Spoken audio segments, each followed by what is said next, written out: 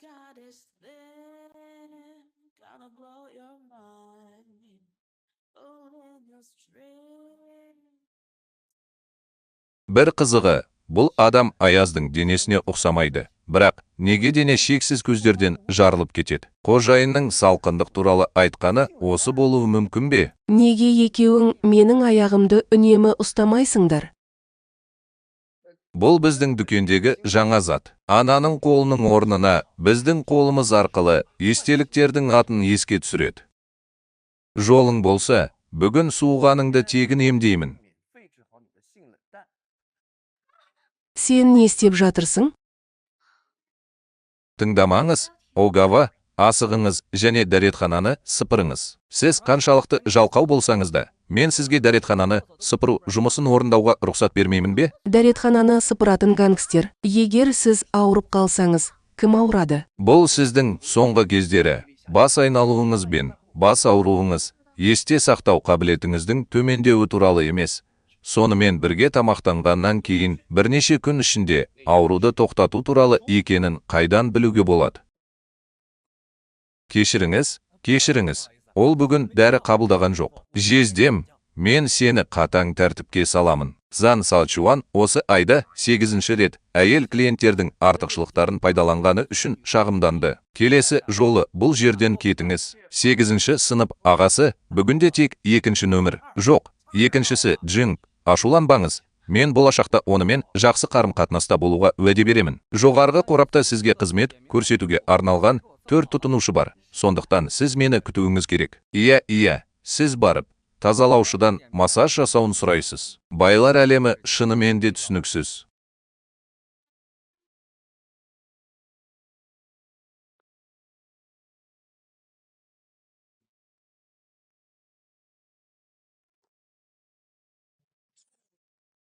Мисс, аға, бұл үлкен қатыгездіктің белгісі, мен сізбен кейінірек кездесемін.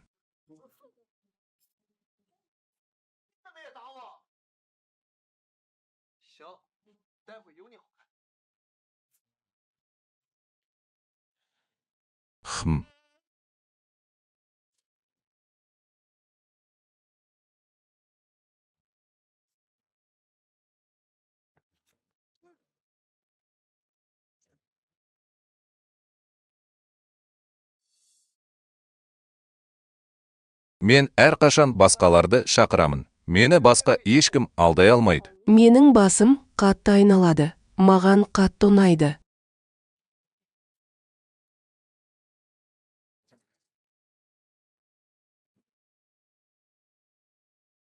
Әпкелерім, неге тағы осындасыңдар? Онда мені мазаламаңыз. Қорқыныш жоқ. Бұзақы емес.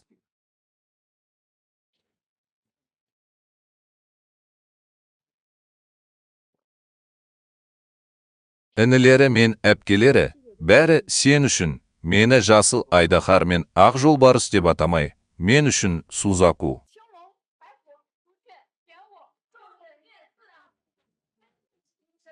Сіз өзіңізді өлтіретін нәрселерді жасай аласыз. Мен 100 жыл бойы қатал қыстың денесімін, және қан шарына айналмас үшін Бинг-Бингтің өз әйелімен ұйықтауым керек. Сіз жаттығасыз ба, жоқ па? Әсер оннан астам рет сәтсіздікке ұшырайды, және сіз әсер етпейсіз. Бұл сіздің талантыңыздың жеткіліксіздігі емес, бұл жолда сирек кездесетін жау болғандықтан. Енді сіз қарғысты тек Шуанханның денесімен біріктіру арқылы ғана жоя аласыз. Әйтпесе, сіз жетістікке жетудің орнына уақыт келді. Сонымен қатар Айдахар қанының бассейні пайда болған жерден жолға байланысты. Мұғалімге тек 3 рет қолдануға болатын алтын сәулені орнатыңыз, ол сізді қиын уақытта өлтіреді. Ол Шуанханның денесімен кездескенде лазерді іске қосады. Бұл маңызды ма? Мұндай әйелді қайдан табуға болады? Париждегі түн. Егер сіз оның сызығының жоғалып бара жатқанын көрсеңіз, мен өлемін. Күтпеген жерден менің керен денем жеңілмейтін, әлемде теңдесі жоқ. Мен тіпті өзімді емдей алмаймын. Ұмыт, айтайын, қызымды қолыма алып ұйықтауым керек. Жиен.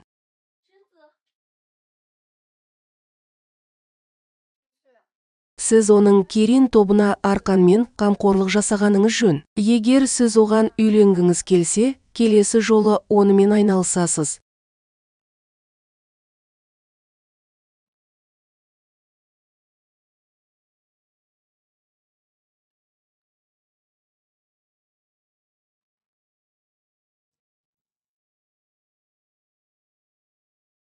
Мен саған бұрын жүгірмегенімді айттым, сондықтан сен.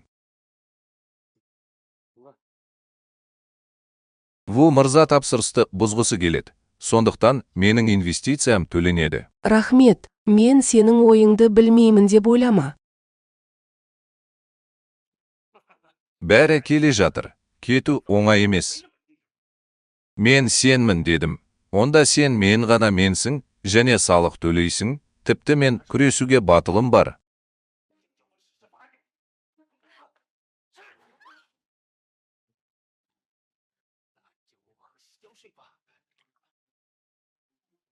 Менің кім екенімді білесің бе? Кешіріңіз, мен шынымен де білмеймін. Неге сіз қайтып оралып, анаңыздан сұрамайсыз? Бұл 8 таяқшалы Айдахарды ұстап алып, мені ұруға батылы барған Айдахар отбасының ундерграундтың императоры Ян Цзюенің бағыныштысы. Менің ойымша, сен батасың. Бала, маған көрсет. Сен кунг-фуда жақсысың. Тізе бүгіп, менен кешірім сұра. Сені жарлық ретінде қабылдай аласың. Оның қалай өтетінін көрейік. Жоқ, егер ол маған құлап кетсе, мен бүгін құрдымға кетемін. Жаным, сен ақыры осындасың. Бұл қорлау емес, сіз маған оларға сабақ беруге көмектесуіңіз керек. Қарғыс атсын, соншалықты белсенді, сақталған және сақталған. Уайымдамаңыз, менімен бірге олар сізді қорқытуға батылы бармайды. Ер адам саған қателесіп жатыр ма? Мен, қалай болғанда да, мен де осы топтың президентімін. Дұрыс емес, мені ақымақ деп ойлайсың ба? Сен не білесің? Арамыздағы махаббат таза, ешбір мүддеге араласпайды. Сіз бен біз мұны түсіндік. Бүгін, егер сіз оның жағында тұрсаңыз, мен сізді жеңімпаз қылдым. Бәрі үйлесімді қоғам, одан да жаманмен күресу. Сонымен қатар, егер мені кішкене қоқыс өлтірсе, қоқыс деген кім? Бах. Кешіріңіз, мен сізді қоқыс деп айтпаймын. Бірақ, мұндағылардың бәрі мұны істей алады. Бүгін мен сенің жасыл тұқымыңды теріп шығарамын. Таза алсаң да, қызың керек емес. Өкпең сәтті ме, жоқ па? Өлмес адамнан тосты айтуын сұрауың керек.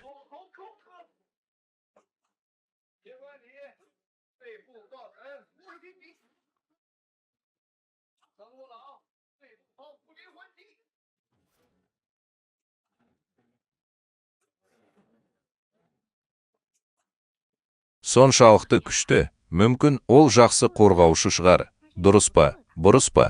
Менің адвокатымды ұрғыңыз келмей ме? Мен келмесем, қалай күресесің? Сізге айтайын, ескірген болмаңыз, және тәуекелге баруға батыл болмаңыз. Сіз батылсыз. Мен қателестім.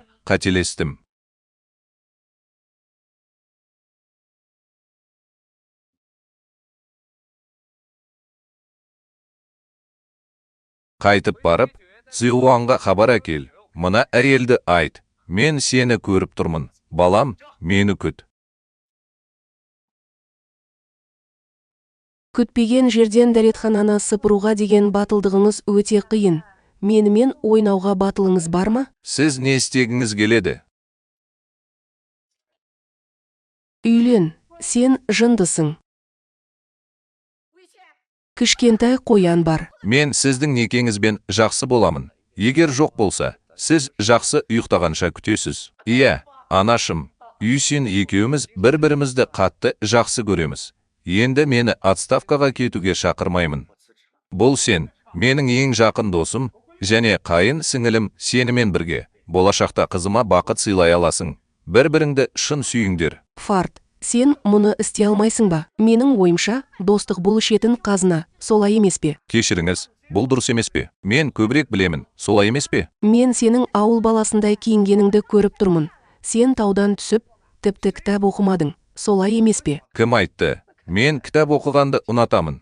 Бұл өте ауыр болып көрінеді. Менің сенімен пойыздарды босқа өткізуге уақытым жоқ. Сіз онымен дәл қазір ажырасып жатырсыз. Егер сіз Ян Цзюеге онымен сертификат алғаныңызды білдірсеңіз, біздің бүкіл отбасымыз аяқталады. Сіз білесіз бе, Ян, Жақында 9-шы шебер келеді. Сіз асығып, осы жерден кетесіз, не білесіз? Барлығыңыз дайынсыз ба? Анам мен әкем, бауырым, сен әкеңді өлімге дейін қорқыта жаздадың. Мен Джию осында деп ойладым. Жуырда Джуя осында болады. Алдымен мақырды жіберейін. Құдайым, Бентлидің кілттері соншалықты көп. Бұл да табиғи нәрсе. Бұл ең жоғарғы император сарайы, нарықтық бағасы кемінде 30 миллион. 30 миллион. Барлығы оны толығымен жіберді ме? Әй, менің әпкем, неге әлі күнге дейін осылай киініп жүр? Мен киінемін. Чжан Цзюанның маркетинг тобы жақында келеді. Сен жақсы баласың. Оны жездем, қарындасым деп атайсың. Ол сенің күйеуің. Дұрыс айтасың. Әпке, білесің бе? Сіз Ян Цзюенің аяусыз екені белгілі екенін білесіз бе? Егер ол бұғаттан шығарса, неге ол біздің бүкіл отбасымызды тірідей жерлемейді? Неге көлікті тоқтатпайсың? Енді әлі уақыт бар. Мен тағы бір күні дүрбелеңге түскен адамдар туралы айтатын боламын. Солай ма? Мен кішкентай шебермін бе? Тек жүрегіңізді асқазанға салыңыз. Егер ол менің әйелімді қорлауға батылы барса, отбасы өте ақымақ болады. Сіз үлкен отбасының үлкен ұлысыз ба? Ол бай-бал киінген. Ол дәретхана жуушы. Мұны айтудың не қажеті бар? Сіз білесіз бе? Ян Цзи Цзянчендегі undergroundтың император. Оның есігінде 8 мыңнан астам адам бар. Бұл 8 юан жеткіліксіз, саған бәрібір, келме, біздің отбасымыз кішкентай, қазір әлі уақыт бар. Ол бұл жерден кету керек дедің ғой. Мен әлі сондамын.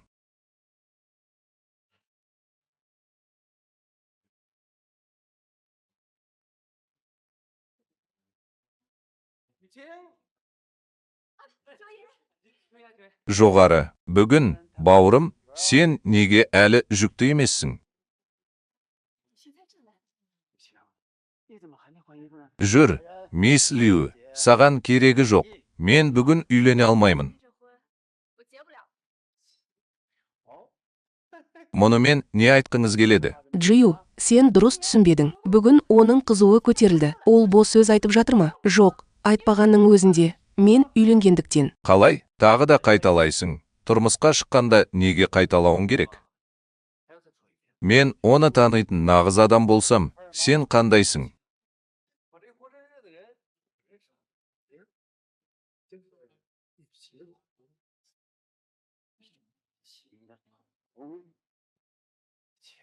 Бұл рас па? Бұл рас. Сондықтан батыл, менің қалыңдығымның бағасынсыз мен өлгім келеді ме? Жоқ. Біз сені де, мені де алдауға батылымыз бармайды. Жаңа ғана білгенім, алданып қалдым. Юсин екеуміздің ғашық екенімізді айта алмайсың. Джию, бұл бала кеше бізді ұрды. Не болды? Бала, сен Джиюенің адамдарын қалай ұруға батылсың? Джиюенің басына жер салуға батылсың ба? Джию, біздің отбасымыз Джиюенің жағында болса керек. Цзюенің ойынша, біздің Юцин отбасымызға аспан мен жерді білмейтін бұл үй әрқашан ұнайма? Айтпақшы, Цзюе, біздің Юцин отбасымыз би ісін аяқтаған жоқ. Сен сыртқа шықсаң, мына бала сенің үйіңе менің үнімді жібереді. Сен қандай бос сөз айтып тұрсың? Мен қайдамын? Сіз мен шындықты айттым деп айттыңыз. Мен көптеген жылдар бойы өтірік айттым. Сондықтан мен дәретхана тазалағышпен бірге жүре алмаймын. Бұл дәретхананы сыпыру, бұл менің бүйірлік сызығым. Мен шынымен тудым. Мен оны түсінемін. Сен менің еркектерімді ұрып, әйелімді тонадың. Мұндай қылмыс сізді өлім жазасына кесу үшін жеткілікті. Бірақ жас және надан, бүгін тағы да менің үлкен күнім. Мен өз өмірімді өлтірмеймін. Ал сендер қолдарыңды ысырап етіп, оны қоздырасыңдар. Бауырым, түсіндің бе? Бас редакторға менімен бірге қолдарымен аяқтарын ысырап еткені үшін алғыс айтпаңыз. Мен оған алғыс айтуым керек. Жарайды. Рахмет айтамын. 8. Сен кішкентай бейбақсың. Оны Джию көрді ме? Бұл бала қыңыр және өкінбейді. Оны өзгерту керек. Кәне.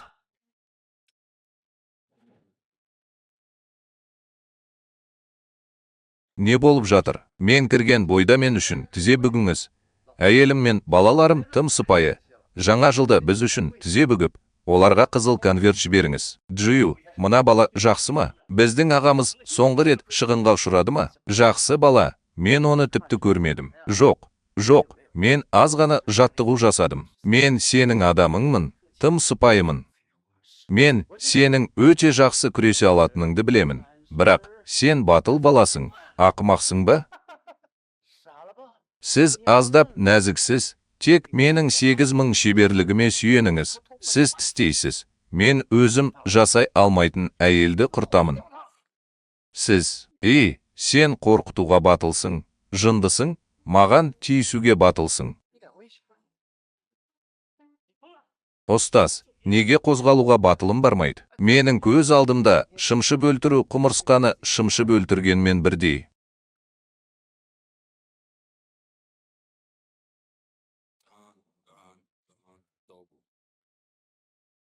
Сен сондай батылсың. Сенсеңіз де, сенбесеңіз де, мен және сіз, мен сіздің орныңызда жақсырақ табыт жасайтын адамды табар едім. Әйтпесе өлгенде оны қайда қоятынымды білмеймін. Сен әйел тапқың келгені сонша, жай ғана артта қалғың келмей ме? Бірақ денеңізді іздемеңіз, жүйкеңіз ерте бұзылады. Жаман емес, бұл қиын. Не айтқың келеді? Адамдардың төмен түсіп жатқанын пайдаланыңыз, қалай болғанда да өмір сүруге көп күн жоқ. Егер мен қателеспесем, сіз жақында болған жоқсыз ұйқысыздық, іштің ауруы ма? Жаңа жылдың әр 1 және 15 күндері бүкіл денеде адам төзгісіз қышу кезеңі. Бұл менің денем туралы түсінік бере алады. Мені емдей алатын адамның тағдыры, оның өмірі тым ұзақ деп ойлауы мүмкін бе? Сіз жігіттер.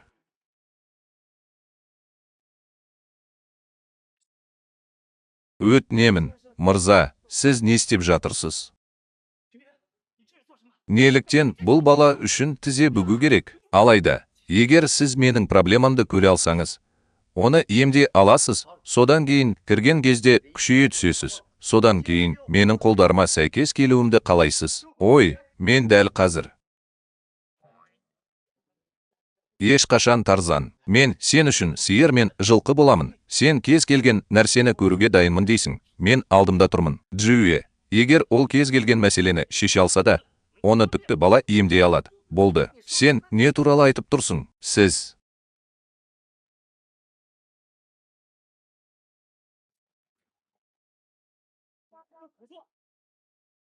Сіздің шынайылығыңыз үшін мен мейірімді боламын. Ағай, сіз аспан мен жер, оған сан күн, сақинасын уәде етесіз.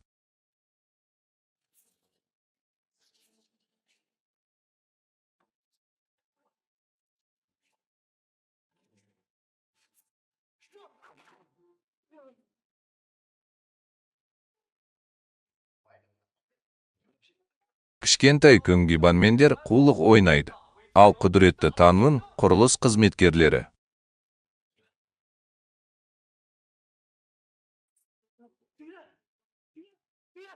Сіз өлімді іздейсіз.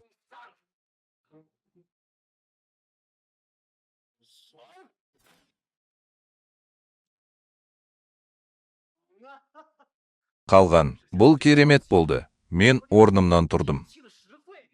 Рахмет, мен және сен, сенікісің. Сіз бір сөз айтсаңыз, тау баласы ешқашан болжам жасамайды. Жарайды. Оны ішуге асығыңыз. Мен үйлену бөлмесіне кіріп, Цзанды құттықтадым. Сер, Цзанху халқы үңгір бөлмесіне кіреді.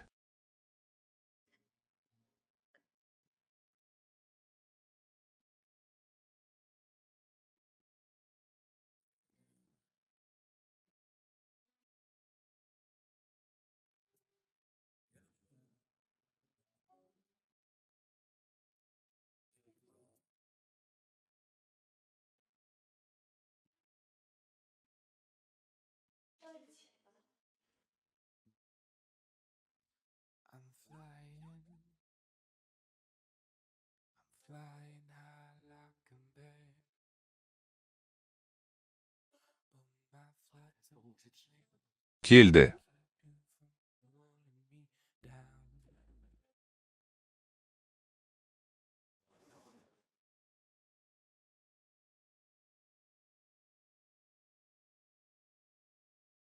Тез киініңіз.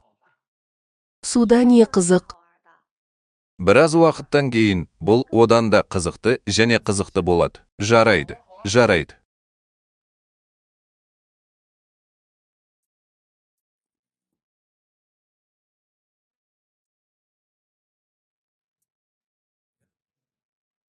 сіз мұны бүгін кешке жасағыңыз келмейді.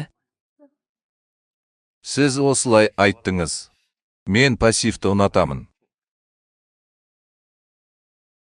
Жарайды. Сен не істеп жатырсың? Уайымдама.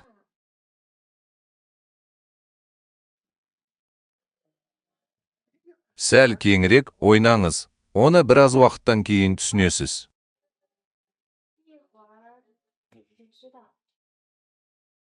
Онда мұны жасамаңыз. Чунсаоның бір сәті $1000 тұрады. Сіз бұл қиын тағамды бағалауыңыз керек. Әдемі әйелдер асығыс тамақтан алмайды. Сондықтан оны тезірек жіберіңіз.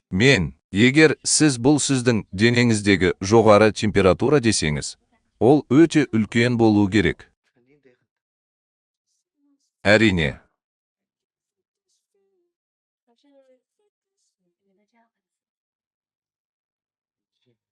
Мұнымен не айтқыңыз келеді? Мен не айтқым келеді?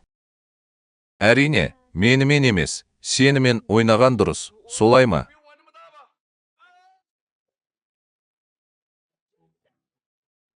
Тек сіз, төбешік, әлі де ұйықтап, мисс Бенмен бірге ұйықтағыңыз келеді. Менің адамыма лайықты бол, тек бір мүйізді Құдай ұлынан биік тұр. Неліктен бұл соншалықты аянышты? Енді ата-аналарын тыныштандыратын жаман балалар сіздің жас қимылдарыңызды көре алмайды. Бірақ бұл өте өкінішті. Мен ол кезде ештеңе түсінбедім.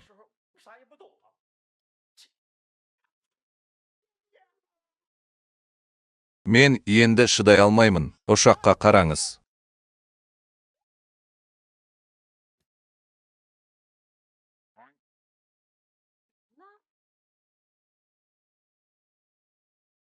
Бақытымызға орай, кішкентай жын бүгін тез жүгірді.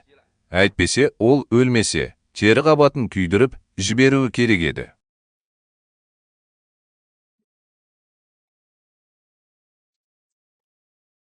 Небәрі 72 сағат қалды. Егер мен іш сүзегімен ауыратын адамдармен ұйықтамасам, мен суық су бассейніне айналамын ба?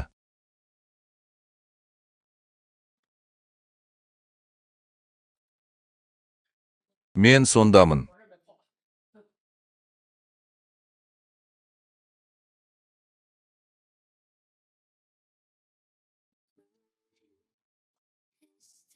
Мен.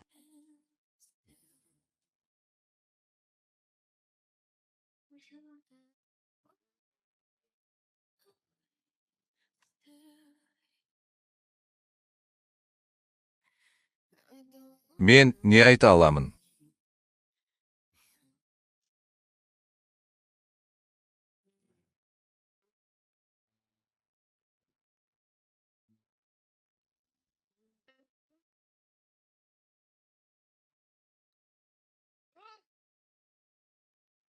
Бәрі осында, мен перімін, солай ма?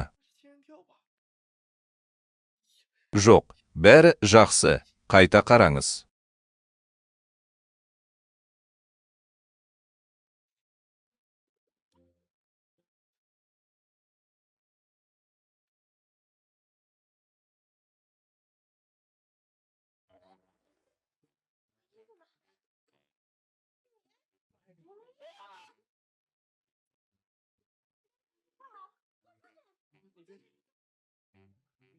Мен барамын.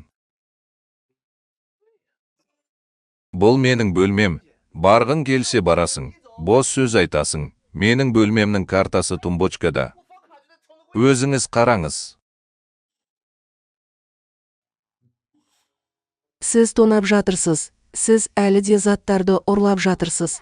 Мен заттарды ұрлап жатырмын. Әпке, мені қалжыңдап тұрсыз ба? Бұл туралы сөйлесейік. Адамдар қайтыс болды. Мектеп оқушысы, сіздің бөлмеңіз бұл 908 нөмірлі ең жақсы карта.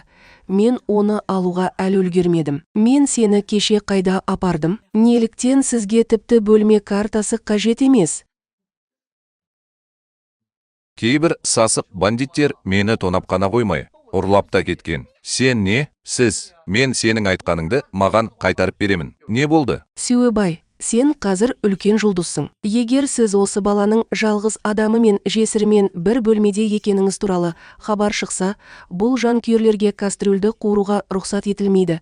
Сондықтан асығыңыз және оны тазалаңыз. Кешіріңіз, бірақ сіздің кешегі өнімділігіңіз орташа болды. Мен оны қабылдаймын. Не істеуім керек?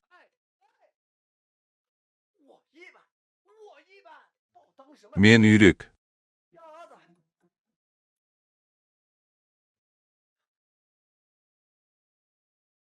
Егер сіз тривиалды мәселенің не екенін білмесеңіз, не істейсіз? Айтпақшы, қария маған ақша берді. Брат, мен де сен ол әйелдерді өзің үшін көтере алмайтыныңды білемін. Алхан Шуанг әйелдің неке шартын жасағанын ғана айтқан. Сіз тез және мұқият ойлайсыз. Шен Сюэ, мен осындамын.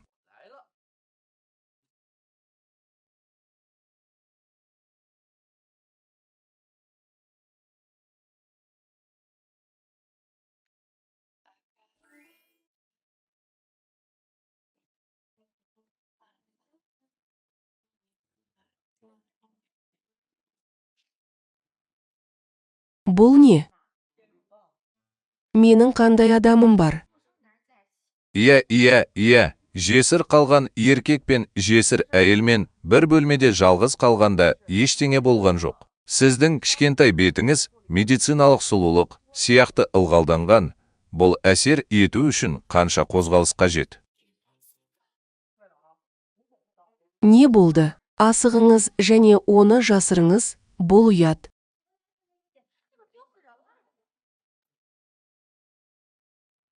Сізге және мына дәретхана тазалағышқа не болды? Сіз осындасыз. Мен сізді дәл қазір естідім бе? Сіз дәретхананы біреумен сыпырасыз ба? Сіз әлі де дәретхана сыпырғышы бар қалқаншасыз, содан кейін сізді ешқашан кездестірмегенсіз. Менің ойымша, ең жақсы тілек білдірген адам, тек сол күннің ұлы. Құдай ұлына кім үйленгісі келмейтінін көрейін. Мен Құдайдың ұлын ешқашан көрген емеспін, және қайсының Құдай ұлына үйлену бақыты бұйырғанын, және Құдайдың қай ұлына үйленетінін білмеймін.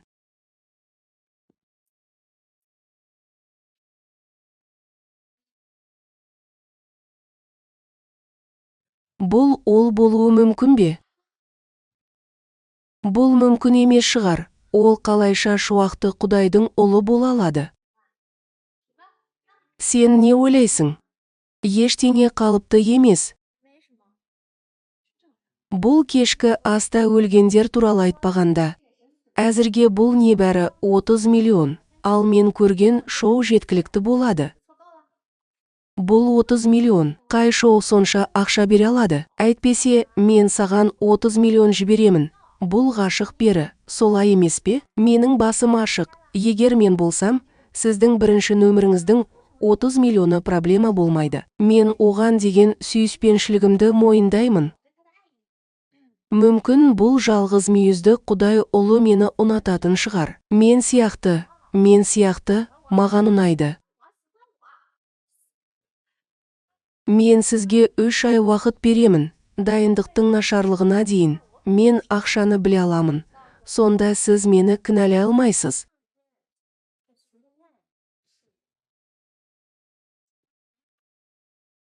Жарайды ма? Мен кетуді күтіп отырмын.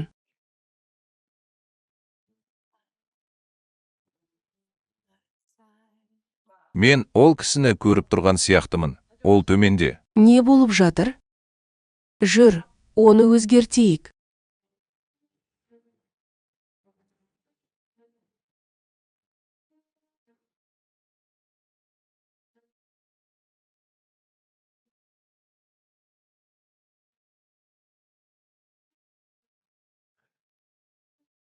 Мен әдемі білмеймін.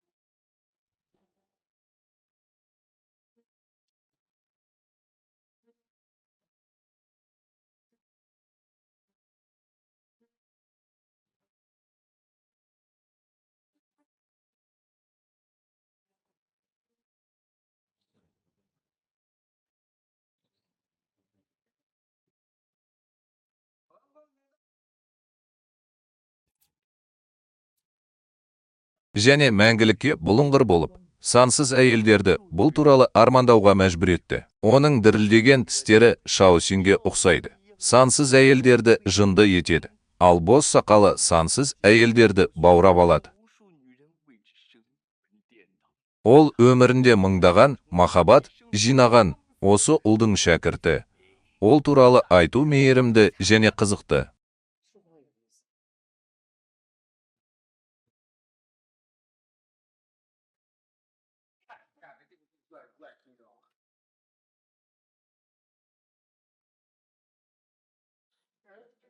Иә, мен үшін бірінші рет аузыммен үлкен фильм түсіргенім дұрыс. Маған ұнайтын бірінші нәрсе, кеше түнде бірге ұйықтаған адам шын мәнінде үлкен жұлдыз. Ешқандай шығында жоқ. Менің ойымша, ол шынымен де наразы. Жоқ, мен бүгін кешке уайымдау туралы ойланамын. Кеше түнде үндемеуіңді айтқаным есіңде ме? Ер адам жақсы, мен сенімен сөйлестім бе? Неліктен ол әлі жабылған жоқ? Менің ойымша, сіз де оны іздеуіңіз керек. Егер сіз менің қалыңдығыммен өткізген уақытыма сенбесеңіз, бұл жерден кетіңіз. Кім болсаңыз да, мені мазаламаңыз.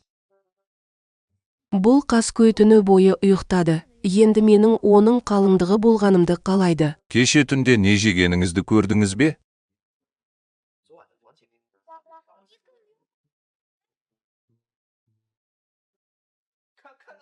Тараптар былай деді. Қараңдаршы, мен өзімді қалай тазалаймын. Қаншық балам, мен сенімен әлі бітпедім.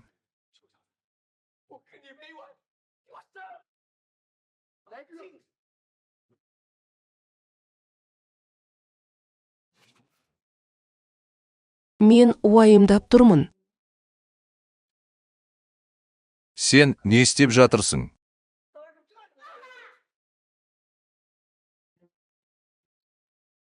Сіз жеткілікті тәртіпсіз емессіз бе? Сен оны көрдің бе? Егер сіз күресе алсаңыз ше, ең бастысы, сіз оны көрдіңіз бе? Қазір бұл дұрыс емес пе?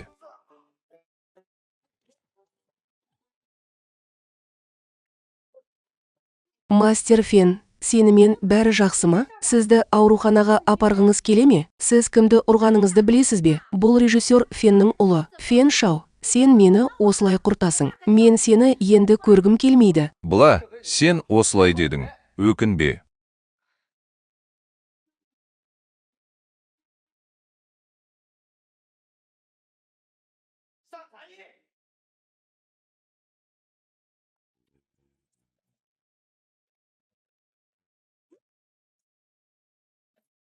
Жарайды, бұл менің бірлескен атым.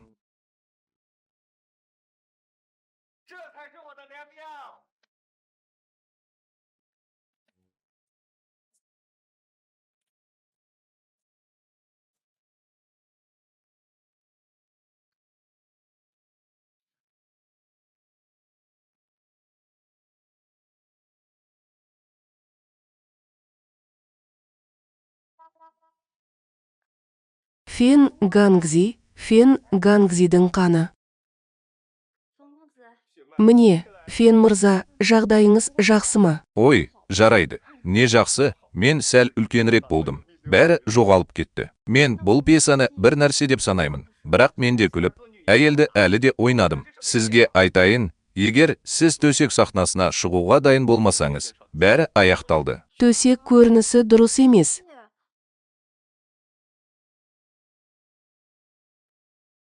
Егер Шен Сюэмай Аяздың денесі болса, онда мен кеше уақыт кестемді ұзарттым. Бұл жолы ол толығымен жақсармайтын сияқты. Мен тағы бірнеше рет ұйықтауға тура келеді. Бақытты жігіт нәпсі құмар болып, бұл жауапкершілікті түсірілім туының астына алды. Оның Хуоға қанша бөлме бергенін білмеймін. Сонда сіз бұл туралы әлі ойлана алмайсыз ба? Ғимараттан секірме. Кім туралы айтып тұрсың? Фен мырза? Фен Даоның 4 ұлын қоспағанда, мұндай әрекетті кім жасай алады? Жоқ, сен не істеп жатырсың? Иә, неге болмасқа? Бұл фильм үлкен қойылымға айналғаннан кейін. Ол сенсация тудыратыны сөзсіз. Бұл бүкіл киноиндустрия және бұл оның негізі. Бірақ тон. Қандай тон? Менің ойымша, Бұл шкала тым үлкен болама деп алаңдаймын. Масштабты үлкен деп қалай атауға болады? Бұл өнер технологиясы деп аталады ма? Сен түсінесің бе? Ұмытыңыз, барыңыз. Ұзын көздер бар екеніне сенбейсіз. Мен, иә, Фен мырза, маған бұл мүмкіндік өте қажет. Сонымен, сіз не айтқыңыз келеді? Сіз әрекет еткіңіз келе ме? Иә, мен асықпай, жазуға уақыт бердім. Ханзада Ван, сен ренжімейсің бе? Нәтижесінде, мен жұмыс туралы айта салысымен ауруымды ұмытып кеттім. Уақытты жоғалтпаңыз, асығыңыз және көріңіз. Егер солай етсек, уақытты өзгертейік немесе біреуді табайық. Фестивальдар көбейген кезде бізге хабарласқан дұрыс. Енді мен сенімен жалғыз бола аламын.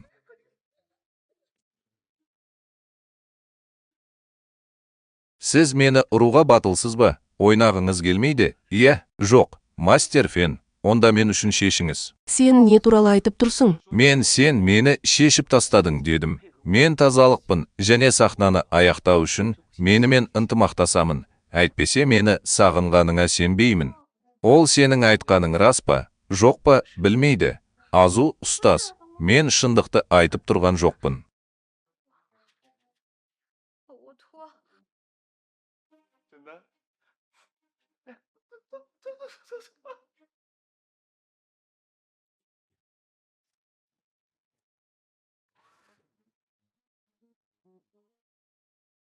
Оны тыңдамаңыз. Бұл жігіт сені қуантқысы келеді. Неге мұндасың? Сақал, кейінірек осында келейік. Маған келгенде асығып, мен туралы тағы да жаман сөздер айтасың. Сенің боқтарыңды өзгерте алмайтын дейтсің бе? Бұл менің соңғы рет көгергенім сияқты. Ол тез жазылып, тыртық ауырсынуды ұмытып кеткен сияқты. Ой, мен де Ебауының мен үшін оны өлтіргенін көрдім. Сен тез барасың. Ебау бұл оған қайта оралды деп айтқан елдегі алғашқы қатыгез адам. Менің келіншегім маған жақсы қарайтын сияқты. Уайымдама, сен осындасың. Менің алдымда сондай тәкаппар болуға батылсың ба? Жас кезіңде мен тізе бүкпеймін және өз қателігімді мойындағым келмейді. Менің ойымша, мен сенің өміріңді аямаймын деп ойлаймын. Немесе сен тізе бүгіп, кешірім сұрауың керек. Сонда мен сені ұрған кезде мұны істей аламын. Бүгін немере ағаңның алдында соншалықты дөрекі болуға батылсың ба? Немере ағам, мені өлтірме. Мен сені өлтіремін. Ей, сен мұны шынымен жасағың келеді. Бос сөз айтпайсың ба?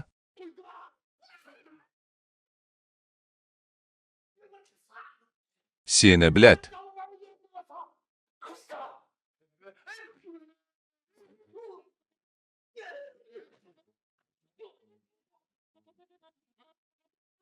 Егер мен сені өлтірсем, жұмаққа барғың келе ме? Мен сенің анаңмын. Сен қаншалықты жақсы екеніңді білесің. Сіз менің қателескенімді айттыңыз. Мен қателестім. Мен немере ағамды айттым дедім. Сіз шынымен тізе бүгіп, осы баладан кешірім сұрадыңыз.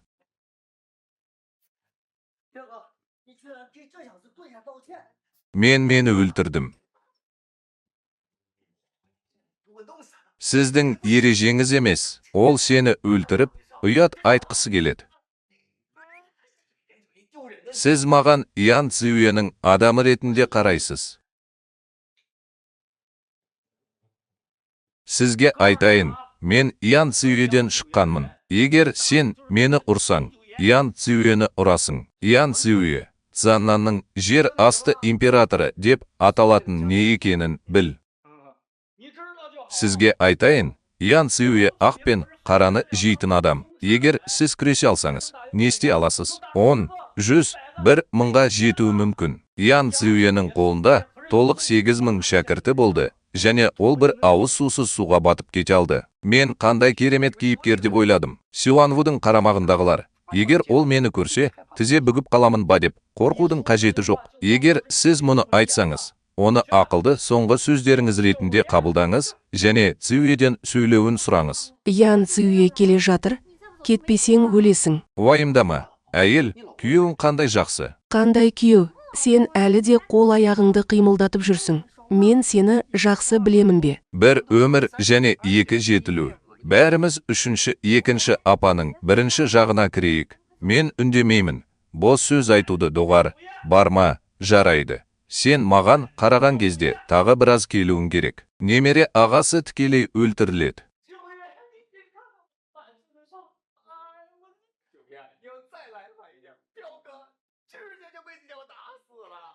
Джию батыл, Джию оны өлтіреді. Дұрыс, бұл тым қорлау. Сіз мені осында көшіруге батылсыз. Сіз бұған дейін сізбен ынтымақтастықта болғанмын деп қателесесіз. Мен әлі де тәкаппар бола аламын. Бұл төзімді ме, әлде төзгісіз бе? Дұрыс, мен оны ұрып өлтіргендей болдым. Жақсы бала, мен бүгін осылай айтуға батылым бар ма? Сабақ маған бұл туралы бірнеше сөз айтуға мүмкіндік бермеді деп айтуға батылым бар ма? Сіз кімге сабақ бересіз? Бұл сен және мен, сенің анаң. Бұл туралы айту қызықты. Мен сияқты ұлдарды тәрбиелемейсің бе? Енді сізде бір ғана жол бар. Ол тізе бүгіп, кешірім сұрау үшін бас изеу. Оны тоқтатыңыз, асығыңыз және олардың айтқанын орындаңыз. Сонда сіздің өміріңіз жойылады. Мен сиыр үшін кешірім сұрағым келеді. Сіз одан Ян Тансюдің жіңішке сызығы туралы сұрайсыз. Вау, Цзюямен тағы қалай сөйлесуге болады? Джию, сен не күтіп тұрсың? Қарғыс атсын. Мен бұл жігітті өлтірдім. Адамдарды ашуландыру үшін жеткіліксіз. Неге мені ұрып жатырсың? Сіз бұл баланы ұрмайсыз ба? Мырза, Саоның мәртебесі сондай асыл және асыл. Ол әйелінің әйелін алғысы келмейді. Бұл оның әйелі. Мен саған бос сөз айтып тұрмын. Тіпті Цзан мырзаға құрметпен қарауым керек. Шарапты басқарудың 2 күнін босқа өткізген бұл жігіттер қызыл алаңға келеді. Топтың жылқыларын жақсы көреді. Қай жерде қиындық тапса да, бұл жігіттен кешірім сұрауы керек. Сіз мұны көптен бері істеп жүрсіз. Не істеуіңіз керек? Бұл өте ұят. Айтпақшы, мен сізге қанды жолды айтайын. Бірақ егер мен суретке түсірген кезде, бұл мысықтар мен иттер әлі де аң-таң болса, асығыңыз және кешірім сұраңыз.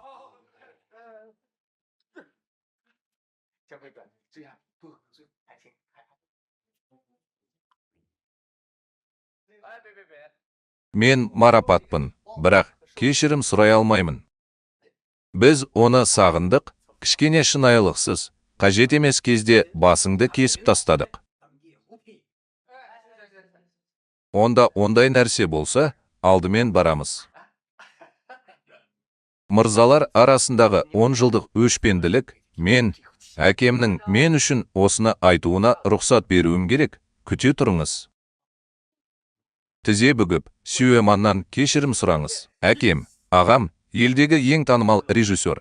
Бір әйелден кешірім сұрауымды өтіндіңіз. Мүмкін емес. Сенің әкең кім және оның маған қандай қатысы бар? Мен сенің әкеңнен кешірім сұрамадым. Сонымен қатар, сіздің әкеңіздің құқықтары туралы айтатын болсақ, мен фарт емеспін. Енді, Седатан, мен әкемді ағам деп санаймын. Ал Седафан әкемді ағам деп санайды. Ойын-сауық индустриясындағы батыстың ең жақсы 3 тұрғыны әкемді қонақ деп санайды. Менің әкемнің өзі киноиндустриядағы кассалардың жартысын арандатуы мүмкін. Сіз жай ғана үлкенге тұрмысқа шығып, әкеме иттің жұмыртқасын қайдан алдың деп сұрадыңыз. Сафан, менде бәрі жақсы. Бұл Фен отбасы шынымен де ойын-сауық индустриясында танымал, неге оны ұмытпасқа? Жоқ, мен иттерге азырақ тамақ берші дедім. Маған телефон соғып қойғанмын.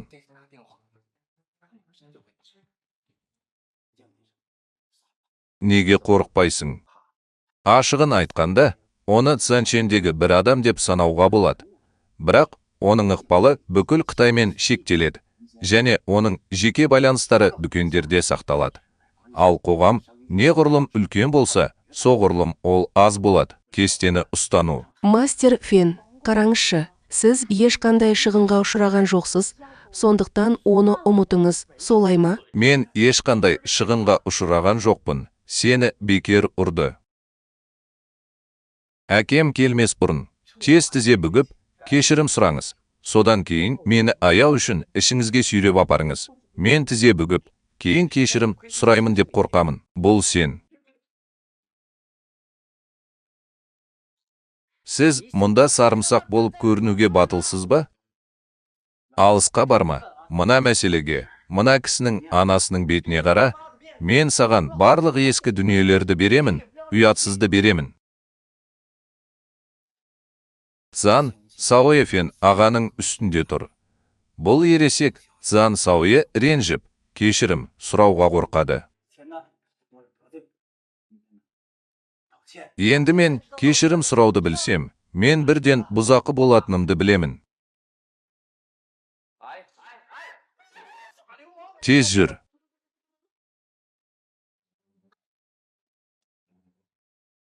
Жоқ, мен оны құтқарудың жолын қалаймын.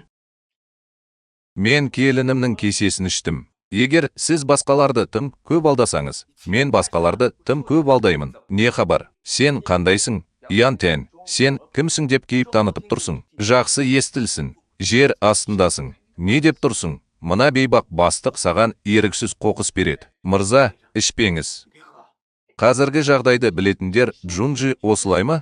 Бұл материалдың дәмі қандай деп ойлайсың? Сонда сіз әлі де Фен шеберінен сұрауыңыз керек. Әрине, бұл тәтті және дәмді, ал жұмсақ, хош иіс қалыпты емес. Бұл сіздің ата-бабаларыңыздың қабірінен шыққан жасыл түтін деп есептелетінін білмеймін. Бұл өте дәмді болғандықтан, оны атаңыз.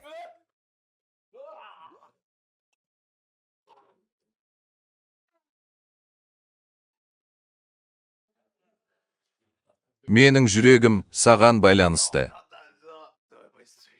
Бұл дұрыс емес. Сіз бұл жақсы деп айттыңыз. Мен аман есен туылдым және ашуландым. Мұның бәрі сенің ләззат алуың үшін. Сіз бұл үшін маған алғыс айтуыңыз керек.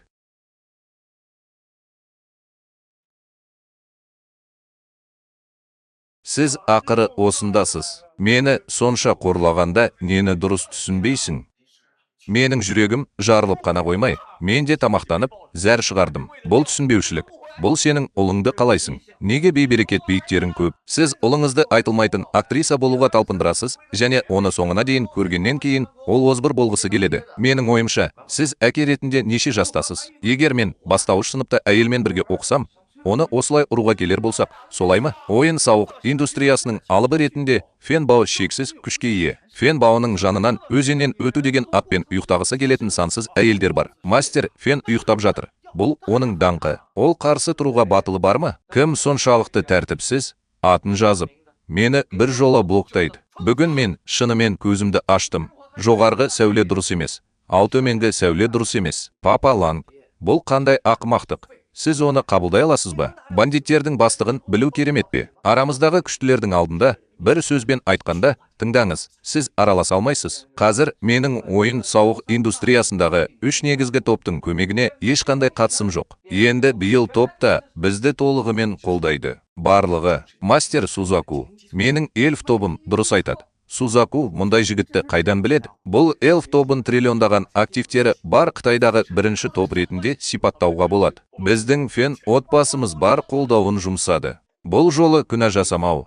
Эльфтер тобын ренжітпеу, ғибадатханаларды ренжітпеу керек. 800 юанның өліміне сіз кінәлісіз. Мәселе мынада, сен менсің. Мен оны бір сәтке де қарай алмаймын. Мен сыртқа шығып, сенің Фен ағаға ақша салғаныңды естідім. Мен оның барлық компанияларының мен үшін банкротқа ұшырағанын қалаймын. Бұл туралы тағы да айтуға болады. Мен анық естімедім. Ол жай ғана лорд Сузакуға телефон соғып, Фен Дау компаниясының артындағы инвестиция банкротқа ұшырайтынын айтты. Мен қалың терілі адамдарды көрдім. Бірақ мұндай қалың терілі адамдарды ешқашан көрген емеспін. Сіз сүйенетін тесік карталары сіздің артыңыздағы барлық сызықтардан басқа ештеңе емес. Бұдан былай мен сенетін барлық нәрсені жоямын. Мұны кім жасады? Көрейін, бізді қалай жоғалтып жатырсың?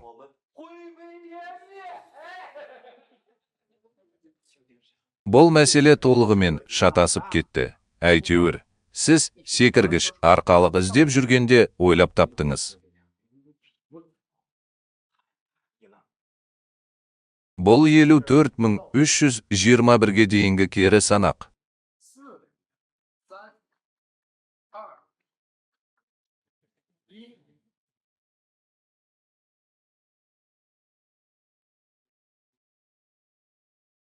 Қандай жағдай болмасын, Ол мені құтқаруға тырысады, және оны жалғыз қалдыруға болмайды.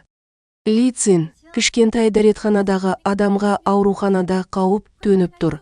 Сондықтан оны құтқару үшін біреуді әкеліңіз. Үшіншіден, ата-анам, біз банкротқа ұшырадық деп қашан айттыңыз? Мен күте алмаймын, тек дауыл келсін, солай ма?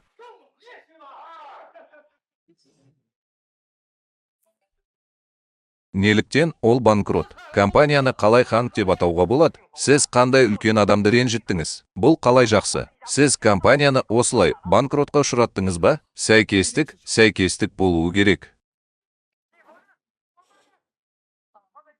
Бітті. Қалай болады?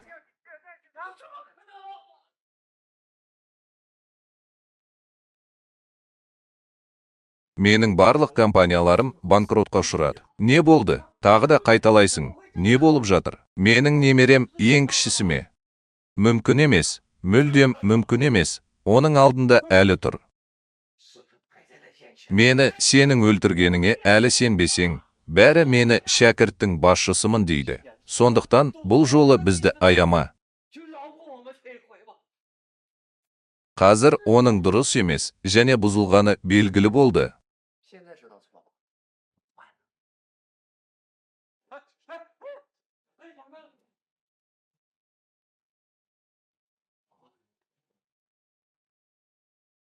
Әпке, сіз маған 3 сағат бойы қарап тұрсыз. Менің бетімде фен бау бар. Хуаксияны жел мен жаңбырды шақыратын кейіпкер ретінде қарастыруға болады. Мен қалай тізе бүгіп, рақымшылық сұрай аламын? Мен жай ғана кездейсоқ қоңырау шалып, оның компаниясын банкротқа ұшыраттым. Ол қорқып, тізе бүгіп, кешірім сұрады. Айтпақшы, сіз фильмдегі бірінші нөмірлі әйел болғыңыз келмейді. Бұл мен үшін мақтаныш. Апай, бүгін мені құтқару үшін, жаныңды қиғаның үшін.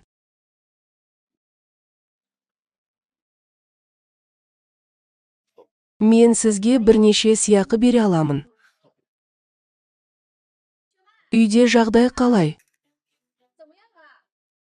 Мен кеш келдім. Мен қалай сонда бола аламын? Бұл менің үніме қалай ұқсайды?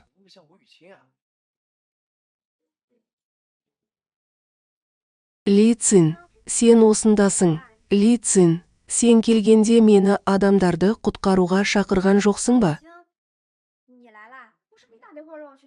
Мен ауруханаға бардым ба? Ой, бәрі шешілді.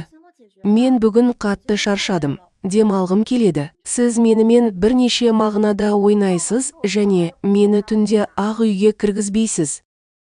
О, көрдіңіз бе, кеш болды. Неге біз басқа күнге бармаймыз? Мен бұл бөлмеде дәретханаға ерте барған адам емеспін. Солай ма? Ой, сен не туралы айтып тұрсың? Мен бұл әйелді білемін. Ол үйленгеннен кейін, ол оны бір рет бастан өткергендей болады. Жарайды. Онда мен сені мазаламаймын. Ләззат ал. Сю, ман, оны біреу қайтарып берді ме? Ой, жүр, бұл неге Сачуанға ұқсайды?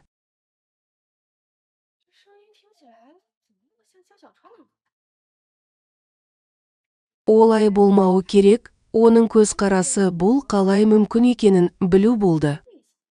Бұл адамның кім екеніне қарамаңыз.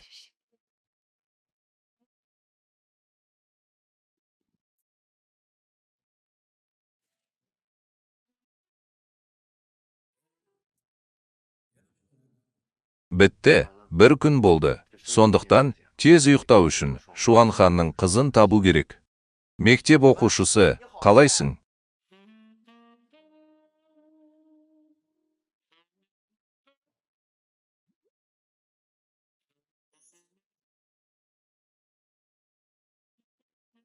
Қарғыс атқыр ұқыптылық. Дайынсың ба?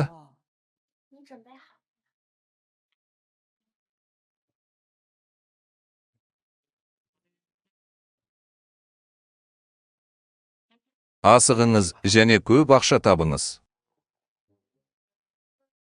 Жарайды. Онда сен істейсің.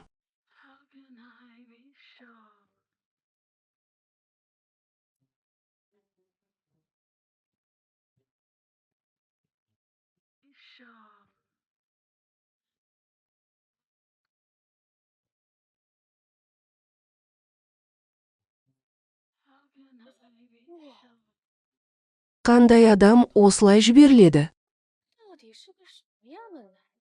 Бұл қан сызығы соншалықты күшті ме? Ей, жоқ, ол ұтылып жатыр. Бүгінгі кештен кейін сіз мұның себебін ұмытып кетесіз деп үміттенемін. Өйткені мен баяғыда бас тарту бақытына ие болдым, және ол үшін бәрін, тіпті денемді де беруге дайынмын. Сіздің ойыңызша, сіз шыншыл емессіз. Әрине, сен маған қалай ұнай аласың, төбешік? Жарайды, мен оны мойындамаймын. Сен жай ғана кетесің. Мен оны әділ адам емес деп атасам да, оның адам болудың да мәні бар. Күштілерге қиын нәрсе көрейік.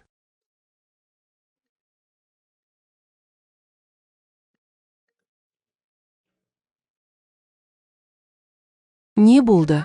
Бұл пьесаның кейіпкері маған әрекет етуге рұқсат беруді жалғастыруда. Бұл фотосессия емес пе? Банк картасы келді. 30 миллион юан, ал аспан әулеті шынымен келді. Мен бұл шындық болады деп күткен жоқпын. Бірақ мен режиссер Фенді ренжіттім. Олар маған бұл рөлді қалай бере алады? Киноға түскіңіз келмей ме? Әйел жоқ. Бірден мені сөмкеге сала ала ма? Бұл шынымен де төбешік пе? Оның бұл дағдысы қалай болуы мүмкін? Жоқ, мен оған жақсы жаңалық айтқым келеді. Сәлем, Юцин. Мен сені ертең кешкі асқа шақырамын. Әрине, мен сіздерге жақсы жаңалық айтқым келеді.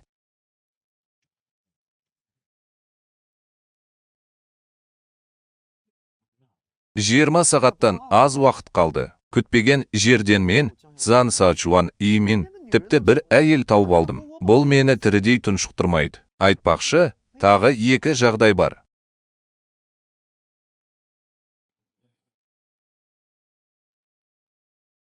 Ксенджия тобы. Иә, жарайды. Мен келемін.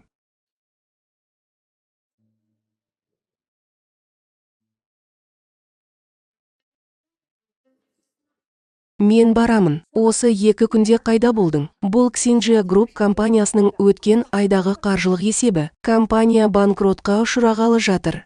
Қазіргі топтық жағдайды өзгерту қиын. Айтпақшы, біз шақыру қағазын шығардық, ал біреу есепті даулауға келді. Ву мырза, тестін қиын және көптеген үміткерлердің көңілін қалдырады. Ауыр ақшаға қарамастан, батылдық үшін барлық сыйақылар 10 есе 2 есе артып, қабілеттердің құндылығын табу керек. Ксенджия тобы болып табылады.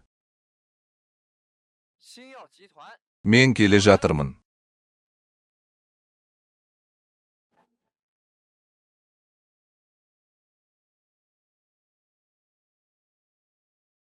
Барлығы менің соңымнан ереді.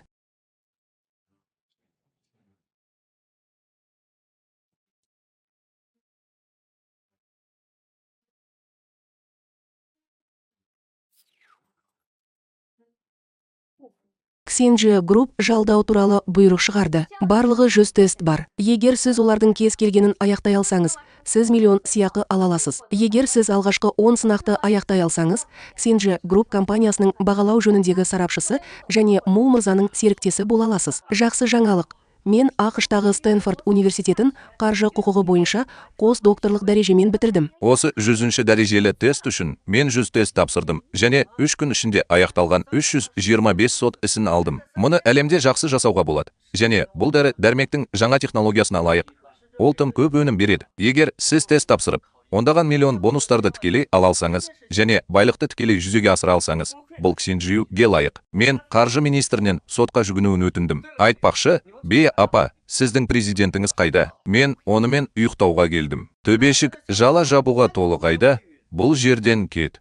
Оның қайда екенін қарамайсың ба? Бұл сен сияқты адамдардан мен неге келуім керек? Бұл джентльмен, егер сіз челленджге қатысқыңыз келсе, біз оны құптаймыз.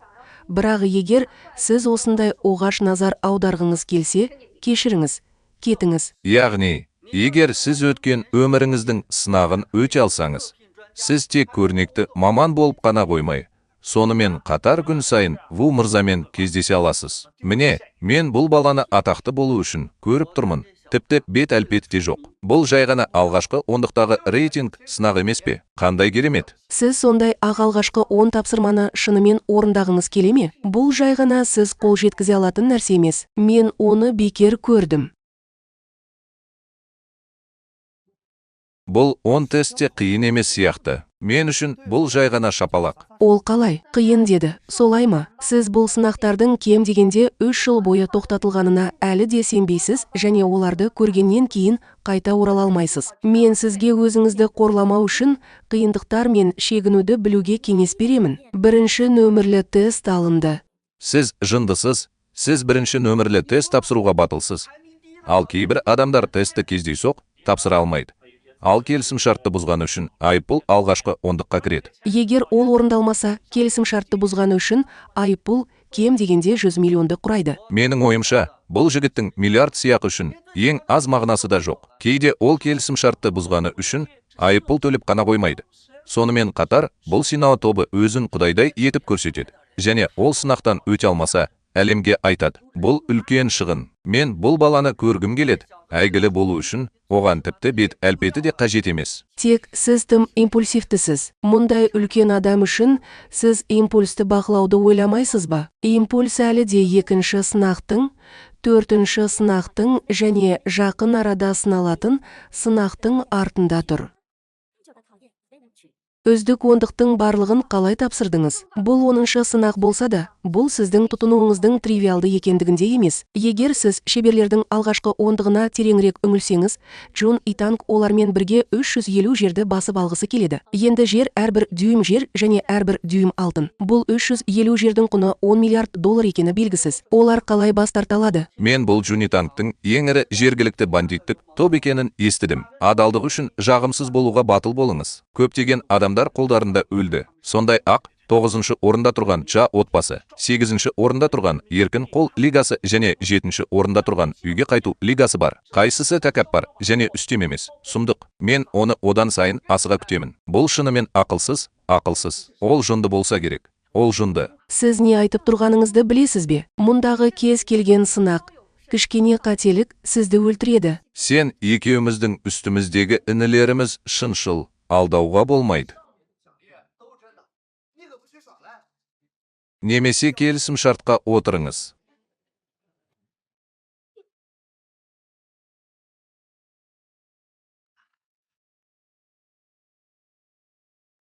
Енді сіз әлі қол қойған жоқсыз, содан кейін бұл туралы ойлайсыз. Сіз де бұл туралы ойлайсыз. Жарайды. Енді оны бірден шегелеп таста. Бұл сол жылы Джун Ютанмен жасалған келісім шарт. Жақсылап қараңыз. Жарайды. Менің жақсы жаңалығымды күтіңіз. Әдемі жігіт. Сен өлуге келгеніңмен, бірақ мен бүкіл денемді сақтаймын деп үміттенемін. Мұндай пессимистік болмаңыз. Мен жай ғана бірнеше шенеуніктерге айттым. Егер сіз оны шынымен аяқтасаңыз, мен шынымен ерте ұйықтамаған шығармын. Шынымен де жақсы жаңалықтарымды күттім. Бұл бала шынымен де жансызды көрген. Мұндай жансызды ешқашан көрмеген. Неге біз суретке түсіріп, бұл баланың қанша уақыт өмір сүре алатынын көрмейміз? Менің ойымша, ол 1 сағатқа дейін өмір сүре алады. Жоқ. Мен Джун Итангқа 29 минутқа бардым. Содан кейін ол 1 минутта өлтірілді. Ал оның бәріне 1 минуты болды. Есік алдына келе салысымен, оны үлкен төбелес өлтіріп тастады. Сондықтан ол мас болған шығар. Егер сіз 29 минут өмір сүре алмасаңыз, мен бұл туралы Ву мырзаға айтқаным жөн. Мен айқайламай тұра алмаймын. Иә.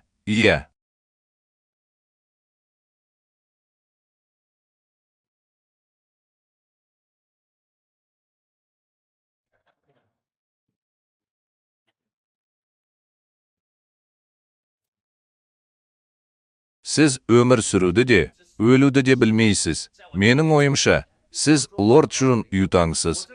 Мен сізге жерді басып алуға келісім шартым бар. Мен оны қайтару үшін келдім.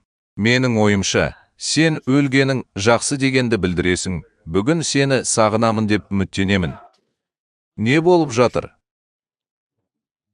Секірген Лан Саужан осында кетті. Бәрі осында. Сені өз күшіңнен тыс өлтір.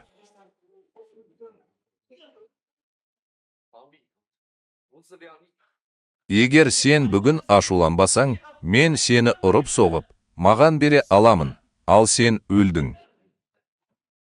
Есіңізде болсын, бұл шын мәнінде 30 жыл бойы осындай ұят пен қорлықты бастан өткерген опасыз және әділетсіз имелер тобы. Сондықтан олар сізді көбірек жейді. Сіз не істегіңіз келеді? Осыны айта отырып, Ксинджа Груп атынан мен бірлікті қайтару үшін келдім. Айтайын, мен жер астындағы қызыл тумын. Адамдар көп. Ян Цзюе, Ян Тансю, Ян Цзюенің атын атап, оның осында екенін айтуға батылы барды. Сондықтан балаңыздың өлгенін күтіңіз. Сіз мұны істей аласыз. Мен өзімді қалай тазартқанымды көргім келеді. Сіз менің қолымды кірлеп, өзіңізді тәкаппарлайсыз. Сіз мұны қайтадан жасай аласыз деп үміттенемін. Мен 9 қожайынымды кейінірек көремін. Цзюе дұрыс айтады.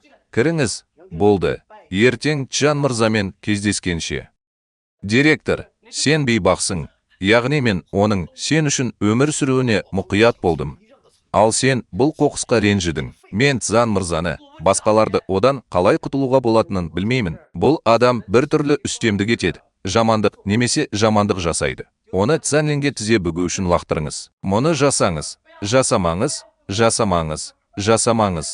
Айтпақшы, бұл жолы мен жерді қайтарып қана қоймай, қыздың флагштокында аяқтаймын. Сіз төмен түсіп, маған өзіңіздікімен ойнауға көмектесе аласыз. Егер сіз бағынуға батыл болмасаңыз, банк менеджері тапсырманы орындауға уәде береді. Бауырлар, мені күтіңіздер. Ей, сен қайдасың? Кел, мені бірден көр. Сұлулар, мен өте бос емеспін. Сұлулар бар, келмегендеріңе өкінесіңдер. Мен саған мына сұлуды жіберемін. Жарайды, күте тұр. Мектеп оқушысы, бізге қандай жас таланттарды таныстырасың? Кейін білесің. Әпке, неге жылап тұрсыз? Мен сені көзіме құммен сатып алып, сен туралы ойлай алмайсың деп айта аламын. Сонда маған бәрібір. Қалай болғанда да, мен бұл туралы бүгін ойладым. Бұл 1 минутты алмайды, және міндетті түрде сынақтан өте алмайтын 4 сөз болады. Сонда мен көп ақша табамын. Уайымдама, жарайды. Мен жақында келемін. Сені күтемін. Мен оны сатып ала алмаймын. Олар не істеп жатыр? Бұл әлі бала емес, оның отбасы оның қанша уақыт өмір сүре алатынына бәс тігуде ме? Кейінірек бұл ауызға толы жүгіру адамдарды жаттықтырады. Егер сіз ақылға қонымды болсаңыз, менің атымнан Чжун Ютанға қоңырау шалып, мен Софиден тағы бір күні жеке кешірім сұрайтынымды, және оған Софидің жағында тұруға рұқсат беретінімді айта аласыз. Мен сенің өлімнің құтқарылмайтынын көрмейтініңді білдім. Мен алға ұмтылуым керек. 10-шы дәрежелі тест сәтті аяқталды. 9-шы дәрежелі тест сәтті аяқталды. Не болып жатыр? 8-ші және 7-ші орын алған тест. Бұл бала қандай құдай?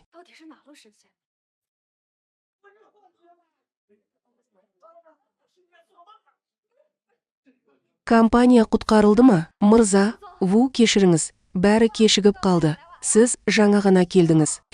Бұл туралы айтпаңыз. Компанияда тәртіп бұзушы бар. Біраз уақытқа кешіктіріңіз. Bloodline бүгін бізді жас таланттармен таныстырады. Бұл кешегі кеш емес пе? Жарайды. Сен қандай бос сөз айтып тұрсың? Кеше түнде не болды? Сізге айтайын. Кеше түнде бір адамның қаны болды. Ей, Джордж қызарып кетті. Айтыңызшы, бұл жас таланттың қаншалықты жақсы екенін айтыңызшы. Егер жалғыз мүйізді Құдай ұлы болмаса, ол өмір бойы сеніп тапсыруға тұрарлық адам болуы керек. Өмір бойы сеніп тапсырылған. Бұл бізге сеніп тапсырылған ба? Әлде саған сеніп тапсырылған ба? Бізде сіздің ініңіз барлық жерде бар. Ақыры біз осы ақшаға келдік. Сіз және менің достарым келіп, менімен сөйлесесіз, ал сіз соқыр болып, өзіңізге қарау үшін зәр шығармайсыз. Бла, ұстаз, мен бұл талантты күн сайын іздеймін. Бірақ оны ашқым келсе, әлі де алаңдаймын. Сіз әйелден сұраған мұғалім сізге бұл туралы айтпауды айтты. Солай ма? Ит адамға төмен дауыспен қарады.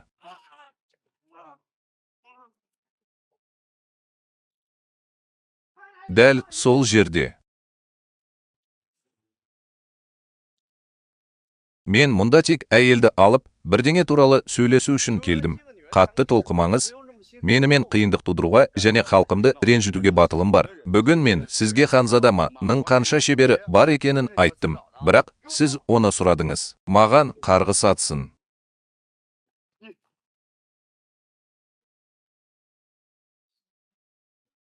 Ай, мәселе бар ма? Тозақ, бұл болмайды, бұл жігіт пе? Хи, тоқта, бізше, бізді күт. Сіз аға болған кезде мен қолымды қалтама салып, қарсыласымның кім екенін білмедім. Сіз, Сұрамаңыз. Қазір бұл заң үстемдігі жағдайындағы қоғам.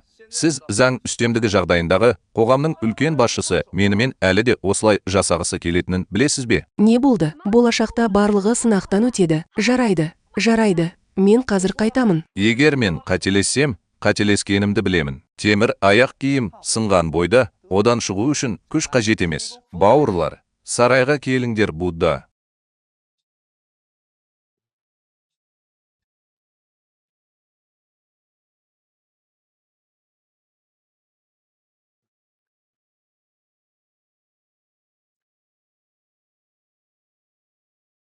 Ол кім? Ол сондай сымбатты. Мен Юшу Линфенмін. Сыпайы, сымбатты, небәрі 8 жаста. Алмұрт гүлімін деп мәлімдеген кез келген адам, Хайтан халқының нефрит жүзді Сафиулын лақап атының құндылығын бергенін қалайтын сияқты. Мүмкін сіз қайтадан ұйықтағыңыз келетін шығар. Жоқ, мен тез баруым керек. Кешіріңіз, мен сізді жөндеймін. Ой, жоқ.